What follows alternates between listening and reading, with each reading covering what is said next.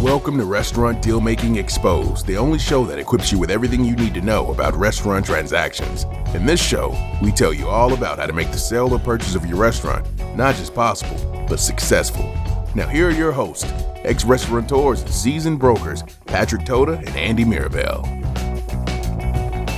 All right, welcome back to Restaurant Deal Making Exposed. I'm Andy, I've got Patrick here with me. Happy holidays. We're actually in the holidays already, Patrick. Is that crazy? We are in the holidays. Do you want to talk about this thing that's hanging from your ceiling there? Is the elf on the shelf above my head in my Zoom camera distracting you? It sure is. It sure is. That was intentional. To put it there today.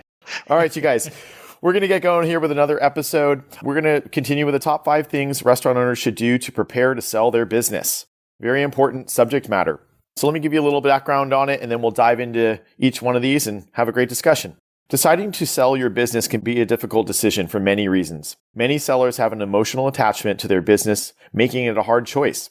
Others have been building their business up for many years and have been planning to sell when the business has the most value. Still others have to make a hard choice to sell due to a poorly performing business. Restaurants and bars often are put on the market for sale. No matter the reason for selling, there are some things that a seller can do to prepare their restaurant or bar for sale. The first suggestion we have is to find an agent, such as myself or Patrick, who specialize in restaurant transactions. Our niche, as many of you already know, is selling restaurants, bars, food-related businesses, and often the related real estate. An agent in our area of commercial real estate should be able to suggest ways to prepare your business for sale as to receive the highest and best price and terms when a buyer's offer is finally presented and eventually accepted. We have, through our experiences, learned what are the top 5 things a seller should do to prepare their business for sale. Let's dive in. One of the most important things that you can do to prepare your business to sell, and in fact, I think it is the most important, is having clean books and records, having all of your financials up to date, having 3 to 5 years of tax returns, profit and loss statements, having a current year. We're in, 2024 right now. It's, December. You want to sell your business. You want to make sure that on a monthly basis that you have a year to date that's accurate. All expenses are accounted for. This is all very important. When we go to do a valuation on your business, we want to be able to accurately figure out what your expenses are and find out, more importantly, what your net profit is, so that we can, come to and determine a value of your business. A lot of times in the restaurant industry, we have people who, are putting a lot of personal expenses in there. Andy, I'm sure you come across this a lot. Yeah, absolutely. Each file we look at seems to be slightly different from the next file, which makes our job a little bit complicated. And each business owner's accounting practices, are not like the next one. So yes, there's a lot of personal expenses going through these businesses, and we try to extract the ones that are relevant and also applicable to a loan approval for example, for the SBA loan application. There's very few add backs that are accepted by them. So we'll take out the major add backs and add that to your true bottom line. Basically, I think at the end of the day, the cleaner your books are and your tax returns being fairly straightforward, the perception to a buyer is going to be, that this business is legit. It's going to help us get an SBA loan, which I believe is going to have a premium on your business so that we can get the best value for you. Given the fact that restaurants are so hard to operate and have a high failure rate, we do deal with a lot of asset sales. The 2 kinds of sales we deal with are typically an asset sale where the business is losing money, breaking even, or limitedly profitable, or potentially they're not selling the name and the, recipe goodwill with the transaction, just the leasehold improvements and equipment. The other one is, we're trying to sell a very successful business, a great concept, and everything related to it. So more so with asset sales, I get a lot of owners wanting to sell and not wanting to share all of their financials often, or their financials are not accurate. So that really does devalue the business. So we have to look at other factors, their revenue, their investment into the space, existing equipment, and so on, to come to a determination of the value or what it could sell for. But I would say, especially for a going concern, we absolutely need accurate tax returns, P&Ls, and current ones. All right, guys. Well, yeah, we've touched on that in other episodes. It's vital. Have your books clean and have them be accurate. We can paint a much better picture for buyers and get a better price for your business when we have those in hand. Ready to move on to number 2? Yeah. What is the number 2 most important thing when selling your business? I want to say it's a broad subject, but maximize efficiency and consistency. You want to stay the course with your business. Don't get senioritis, right? Don't come to the decision to sell your restaurant, bar, or business and then go, okay, I can go on autopilot now. That just doesn't work. And that doesn't work for a couple reasons. One, it takes a long time to sell a business. We used to be quoting 4 to 6 months before the pandemic. We've almost doubled that timeline in a lot of cases to sell a good quality business these days, with the economy being a little stressed in certain urban areas and like San Francisco and other. Stay the course. Make sure that you are maximizing, your efficiency and consistency. It basically means don't stop trying. Don't make big changes to your business. Don't, cut your hours because you want a little better quality of life. Get to the finish line on the transaction first. Also, there is clauses within a lot of the stock, cab purchase agreements that we use that state there should be no adverse changes once you get into contract.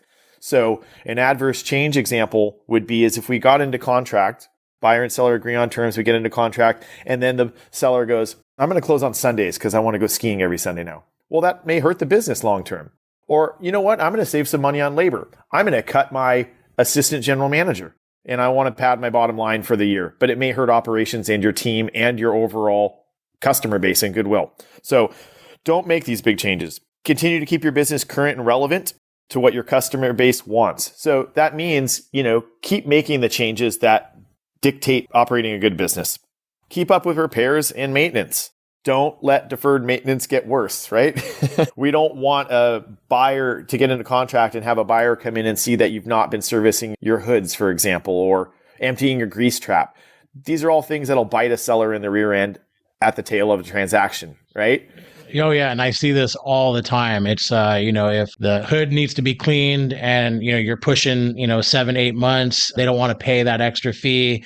This is all part of the perception, right? It's like, $1,000 bill so worth it to you that, you're making the buyer start thinking twice about the transaction. And at the tail end of every escrow, what are we dealing with? We're dealing with credits and prorations because there's final walkthroughs and there's inspections doing due diligence, at the beginning of the transaction. So this all really can come back and cost the seller more than if they just maintained it in the first place. Exactly. I 100% agree. Let's see. So we kind of covered it. We don't want you saving a buck now that may hurt you in the end of the transaction. So stay the course. Don't get senioritis. That's my phrase on this one. So yeah, I think the next most important item is, reach out to a trusted business broker for selling your restaurant or bar. Whether you use myself or Andy, obviously we would love that. But at the end of the day, don't get a real estate agent to sell your business. They sell homes. It's like getting a car mechanic to come and clean your windows or something. You want to find someone who specializes. There are lots of business brokers. Andy and myself are, business brokers who specialize in the restaurant industry. So, when we go to sell your business, we have lots of data on all of California. And so we really do know the valuation of your business.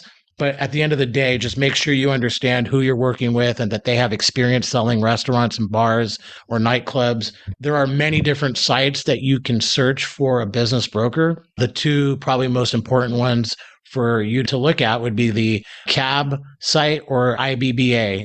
What are both those acronyms for our listeners? The International Business Brokers Association and CAB is the California Association of Business Brokers. You can do a search on both of those websites for business brokers that specialize in your industry.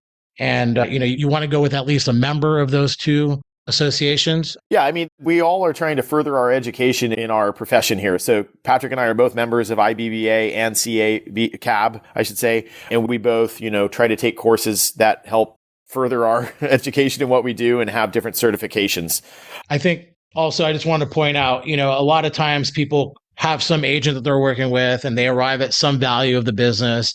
And, the difference between us and them, if I can just plug ourselves here, is that we have so much data here in California that we know what restaurants are actually selling for, not what they're theoretically selling for, right? So when we provide you with a broker opinion of value, we're providing many comps to support the number that we arrived at.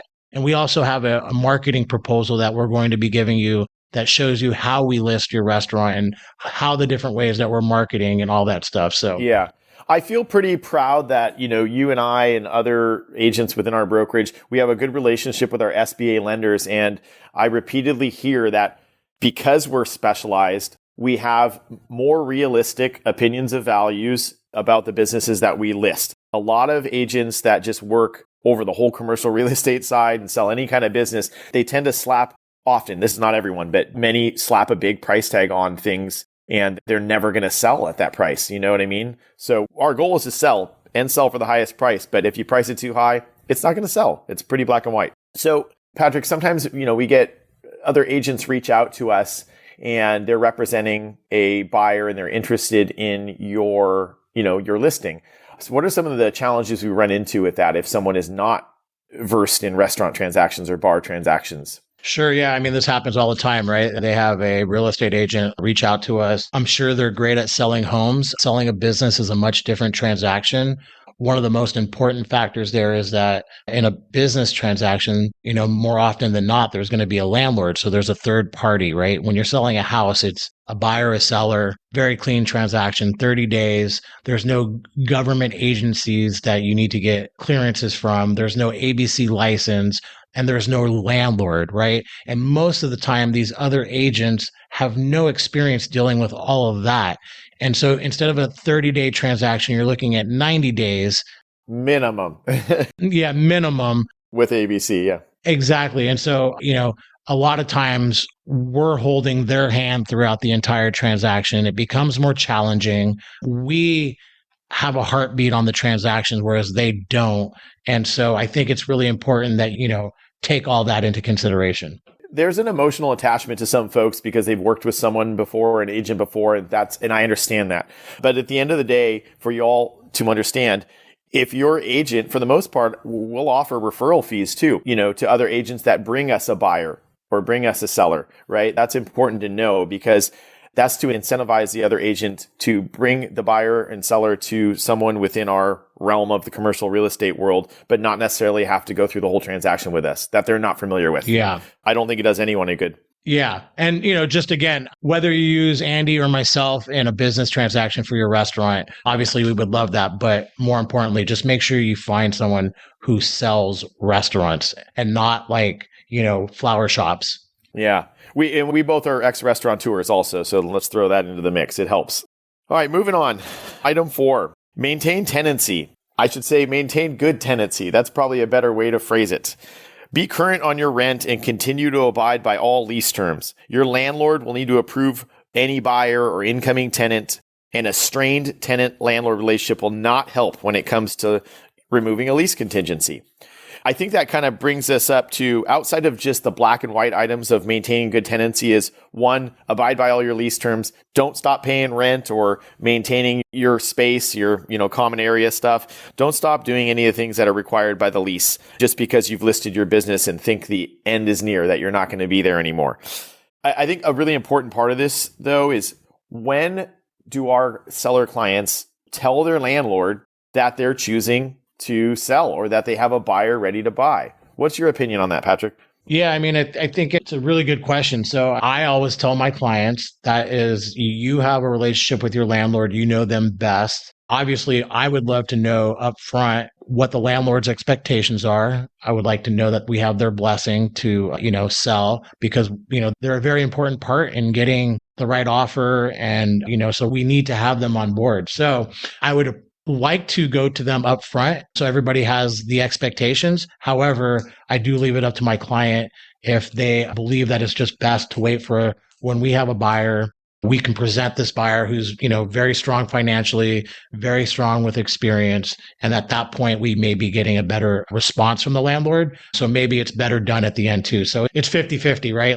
I really leave it up to my client. I mean, and I agree with Patrick. It's if the landlord could be informed that you, the tenant and business owner, are considering your options and considering to sell, then it'd be better to have that conversation just open a little bit so we don't run into a brick wall once we actually have a buyer in hand and come to the landlord and they feel blindsided. There are, like Patrick says, strained landlord relationships, tougher landlords that maybe it's just better to wait until you do have a qualified buyer in hand and to approach them. And we will, we'll try to help you with that decision. It's ultimately up to our sellers. but we can talk it out with you to give some advice on that if you need it. Just always remember when you have your business and you have this landlord relationship that at one day, at some point you're going to want to sell your business.